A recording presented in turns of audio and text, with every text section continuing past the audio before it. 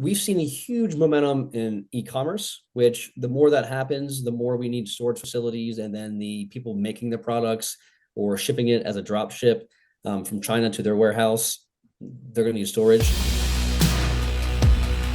So let's get into the nuts and bolts, Tom. Maybe you can dive into what you're projecting and what it's gonna look like if someone were to want to invest.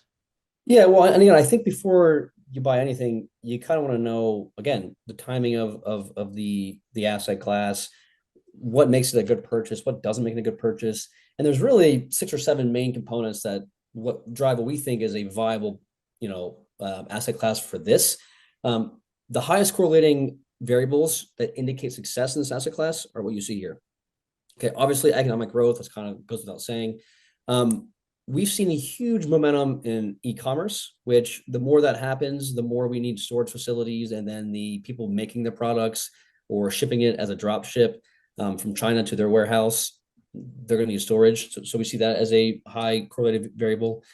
Manufacturing, which if you know anything about manufacturing, the South right now is dominating manufacturing, predominantly Alabama, Louisiana, and Texas, right? Partly because of labor, cost of labor, but also Texas because of the location across the United States.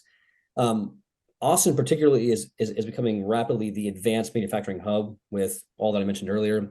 So those are huge spec industrial plays, right? So you look at like Tesla's plant in Austin, it's massive. They need other suppliers to bring them things for their chip making, for their car making, what have you. So when you see big manufacturing plants being produced, well, they need smaller producers around them supplying them with things, right? So these small producers need things exactly like this flex warehouse to help out these big sites. Again, population growth.